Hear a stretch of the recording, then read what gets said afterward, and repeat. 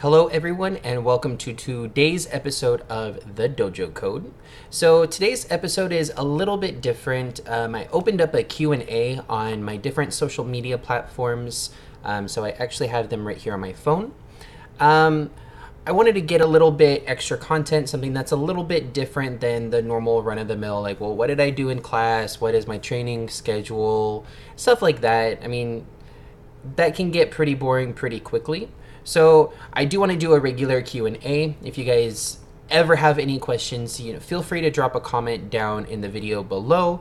You can also visit any of my social media. I will go ahead and provide links down below.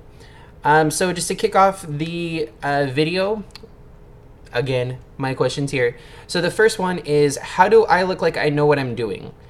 So I'm assuming that that's actually coming from the person asking, who has never done martial arts as far as I'm aware.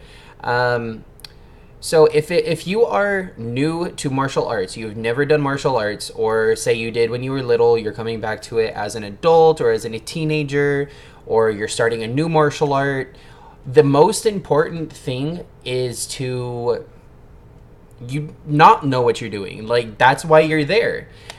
Karate or martial arts, taekwondo, judo, any form of martial art, when you go into that martial arts studio, it's a new school. So dojo kind of translates to school loosely. So think of it as a new school. When you went to kindergarten or when you went to first grade, did you know what you were doing? No. So that's how every martial arts instructor should be teaching you. As a new student, you shouldn't know what you're doing. You should never have to act like you know what you're doing. You should be there to learn, to make mistakes. So definitely do that. Go in with an open mind. Don't worry about whether or not you know what you're doing, because you're not going to know what you're doing. You're not supposed to know what you're doing. That's why you're there. One of the very first things my sensei tells all of our new students is be prepared to make mistakes and be there to ask questions, because everyone's going to be making mistakes. It doesn't matter if you're a white belt, if you're 7th, 8th, 9th degree black belt, everyone makes mistakes. So as long as you're there to learn, that's what's important. So moving on to the next question. The next one is kind of there are multiple questions in this one. So my favorite post-workout food, cooking your favorite post-workout food. I'm not going to make a cooking video, I'm sorry. I'm really boring when it comes to cooking. I just kind of throw everything together and walk away. Or I just stare super awkwardly like, oh my god, is this food done? Is it done? Is it done? Can I flip it? Can I put garlic on it? Is it done? Is it done? Did I over season it? That's all I do. There's no in between. Either I walk away and it burns, or I stare at it and it beautiful. How do I keep myself motivated, and what are some tips for beginners? So starting off with that first question of my favorite post-workout food.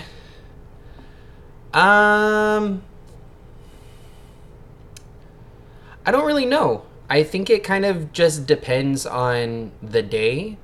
Sometimes I don't really eat after working out. I actually do have to drive a whole hour from karate back home, so I usually don't eat in that time span. However, when I go to the gym, my gym is actually like a 5-minute drive from my house, so obviously I'm not going to eat in between that time. But it always depends. I mean, sometimes I'm really feeling some steak. Sometimes I'm really feeling some pork chops. Sometimes it's eggs and bacon or chorizo. That's a hard question to answer. It just varies. I mean, I don't think I have a single favorite post-workout food. It just whatever I'm craving at the end of that workout. Sometimes I experiment with my hydration levels. I know that sounds really weird, but I hydrate a lot throughout the day. So when I go to my workout, sometimes I'm either overhydrated or I just keep drinking throughout the course of working out. So sometimes I see what it's like to have to go through the workout and not have as much water intake as I would normally do. And I did this last week, I believe. And oh my God. So after karate, I went to the like convenience store a block away from my dojo and I bought 2 Gatorades. Before I even left town, I had like one of those Gatorades completely down. Like it tasted so good. You have no idea how good that tasted. It was like I never had any flavor in the world ever before. And I drank that and it was just like this shining light coming down on top of me. Weird to explain, but it was really good. That's the best I could answer that question. And then the third part, I guess, technically, is how do you keep yourself motivated? Personally, as far as karate goes, I compete. So competing, just looking forward and planning every single competition really keeps me motivated. So whether, right now it's August, and how I keep myself motivated to going to classes, going to the gym, keeping up every kind of routine that I have is I have a tournament planned in early October. So as of right now, that's about basically a month away, maybe a month and a half if I'm trying to kind of push the time limit on that. So that keeps me motivated, saying, hey, you really need to go to the dojo tonight. You really need to go work out tonight. You really need to focus on your fitness routines and what you're putting into your body to fuel yourself. And then after that, I always have another tournament planned. So my next tournament is planned in December. Again, once October hits, I know, hey, I compete, and then there's no break. Like, I need to keep working on what I need to improve on that I kind of messed up on in the tournament, or just little small things that I want to do. Even if I win my tournament, then I need to still focus on, well, what did I do right? How do I recreate that? Is there something that I can still do better for next time? What about these other more difficult tournaments?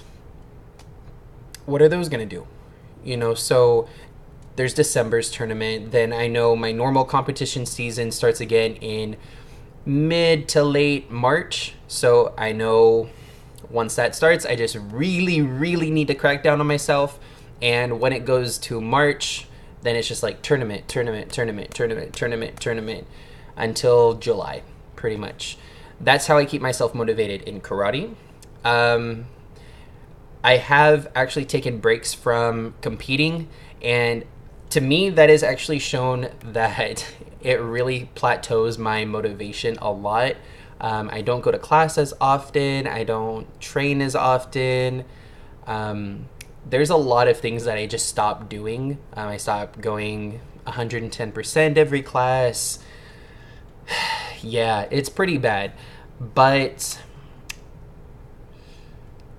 I know there's going to be a day where I can no longer compete. Whether my body just can't handle it, whether I financially can't handle it, whether I just mentally can't handle it, or I'm just done with it, I age out or whatever, or life gets in the way, whatever the instance may be, there is going to be a day where I just am not going to compete as regularly. And I have struggled in trying to find what is going to motivate me instead of competing to continuing my journey of karate. As far as going to the gym, that's a really hard one, honestly, because once I'm in a routine, it's nice because it's just, well, the routine goes. And once I break the routine, it's kind of hard. I feel guilty about breaking a routine. So thank you, OCD. I don't know what else to say about that. But actually getting to the point where it becomes a regular routine is still really hard. I constantly make little, what's a good word? Excuses not to go to the gym. So like today, for example, I told my gym buddy, hey, I don't feel so good. My stomach kind of hurts, which, okay, yeah, my stomach does kind of feel weird, and I just really didn't feel like working out, so I didn't. that happens a lot. I'm not perfect. I do skip going to the gym. I try not to skip a whole week at a time. I do try and go at least 2 or 3 times, which is still a good amount of time. So as far as staying motivated, I don't really have great advice for that. I'm a personally really good self-motivator. When I give other people advice, usually it's along the lines of you just got to do it. Even when you don't want to go, you still got to go. At least put 10, 20, 30 minutes in, walk on the treadmill for a little bit. I'll throw like little facts at them and say like the Heart Association has done studies showing that if you walk for like 7 minutes every single day, then your chances of heart disease have been lowered significantly. I forget what percentage it is, so I'm not even going to throw that out there. Or I'll say, it's even 30 minutes a day of brisk walking. You don't even have to do it on the treadmill. You can just walk outside. That also lowers your risk of heart disease. It helps get your blood flowing. It's shown to help your depression a lot. So I throw little facts out there like that. Sometimes it helps people, sometimes it doesn't. I'm not really a motivational coach. I probably wouldn't go to myself for motivation, to be honest. So that's kind of my best advice for that. It's kind of a letdown for that. Then the last part of your question was tips for beginners. I kind of touched on this earlier, but go into your first class with an open mind. Be prepared to make mistakes. Be prepared to feel awkward. And be prepared to sweat. Be prepared to put in some work.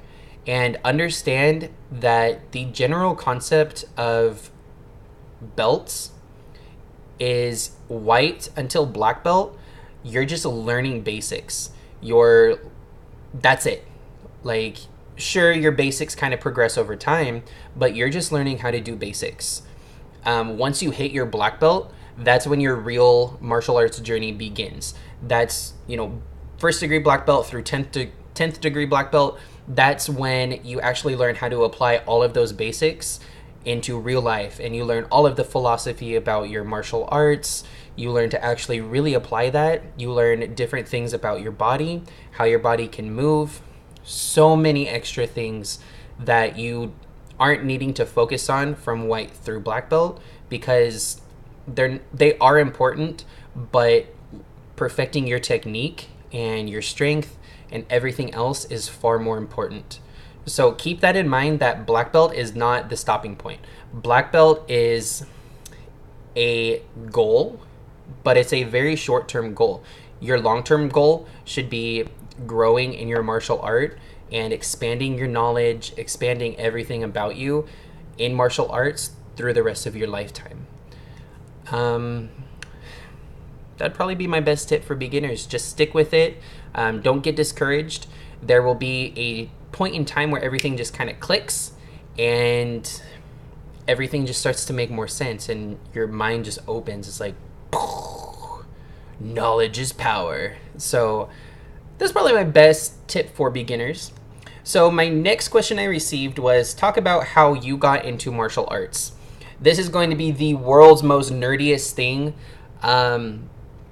because part of it was from a movie, then the other part of it was just kind of me as a child.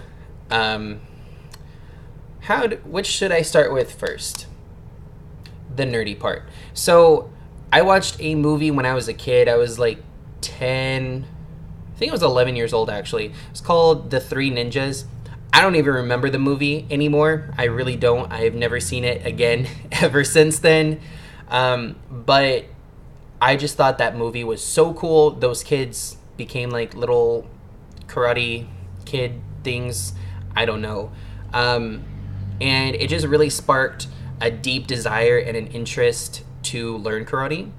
So that's the first half of it. The second half was I grew up around a lot of Japanese people. We regularly had Japanese students come and stay with us as foreign exchange students when I was a kid. Like a lot of the time. From when I was like 6 until about 10 years old, we would have at least 2 or 3 students every single year. So I got exposed to them, to how they live. I just really fell in love with Japanese culture. Everything about Japan, ancient Japan, was very interesting and beautiful to me. All of the art, the language was, I thought, very beautiful. And of course, with Japan kind of comes martial arts. I think that's kind of a little self-explanatory. So when I begged my parents to actually let me do martial arts, I told them that I wanted to do karate, and my dad kind of sat down and looked through all the different dojos that were around us. And there was one, I remember the first one he took me to was absolutely horrible, and I hated it, and he hated it. And we had this awesome mutual agreement that I would never go back there. It was basically a self-defense course, actually, and it was held in this like church. And at the time, like, I grew up Christian, but I no longer practice Christianity. At that time, my family and I weren't really going to church. We weren't active Christians. I was questioning a lot about Christianity, and I was just like, I don't feel like self-defense has to have a Bible verse with it. I think that's just like a general rule. It didn't really make sense to me as a little 12-year-old, 11-year-old. So I guess my dad didn't either.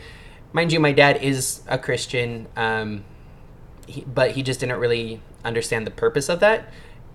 Like, imagine fighting someone at a tournament, and then at the end of your match, like, before you get your point, before you go on to get your next point, you have to say a Bible verse. Like, that's kind of what it was like. It was really weird. So we decided that was not for me. It was free, and it was just a self-defense course. That's all it was. So we realized, hey, I want to do karate. I don't want to do a self-defense course. So we looked to the next one, and the next one was actually my dojo for a long time. And it was nice, actually. I went in on my first day. I wore this horrible, horrible orange Patrick Star from SpongeBob t-shirt and SpongeBob pajamas to my first karate. Oh my god. Okay. It was like 14 or 15 years ago, and I still remember that to this day. It was fantastic. It was embarrassing. Hello 2004. So that was my first experience. I loved the class. I loved the sensei. My dad did as well. So I just kept going. And that's pretty much how I got into martial arts. My love for martial arts just kept growing as I started growing more as a martial artist, and it's never stopped. So my next little question I received, I don't actually know how to get the video to play onto this video, but there's a very popular video going around right now about the Taekwondo people, and it's their demonstration for, I forget what it is. It's hard to explain, but they are professional Taekwondo athletes, and they do a little bit of like tricking is what it's called, and incorporate it into board breaking. So they do a whole bunch of like super high flying jumps where they like climb up each other, jump, spin, and kick and break some boards. They go around in circles doing this, and it's crazy to watch. Like, I wish I had that kind of level of athleticism. I don't, but these people are fantastic, and there's all sorts of reasons why they do it. I actually don't do Taekwondo, so I don't know the full reason for it. But it's very flashy, and it's super, super cool. And I know that they are looked up to very highly in Taekwondo and in a lot of the Korean, almost said the Korean countries, but Korea's... Okay, scratch that. I know geography. They're looked very highly upon in Korea, South Korea particularly, and it's just super cool. I'm sorry I cannot really show you the video. Yeah. So the the last question I received was review the Karate Kid movies. I'm not a good person at reviewing movies, especially movies I haven't seen in a very long time. I did. Okay, so back when I did first start karate, my parents kind of forced me to watch a lot of martial arts movies.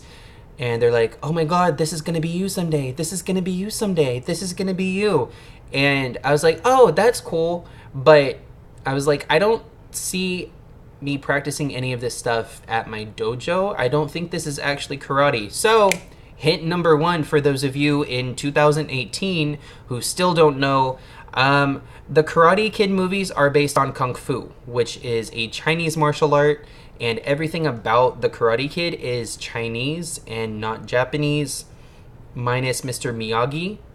So Miyagi is a Japanese-based name. It is not a Chinese-based name. The real Mr. Miyagi is actually a Japanese man. I have had the pleasure to meet him and see demonstrations put on by him at various tournaments. Yeah, so there's that. What do I remember from the Karate Kid? I do remember seeing all three of them, but the second one is kind of a blur. I don't really remember much from it, and I don't remember much from the third one either. So the first one, I don't know. The whole wax on, wax off thing is a pretty cool concept.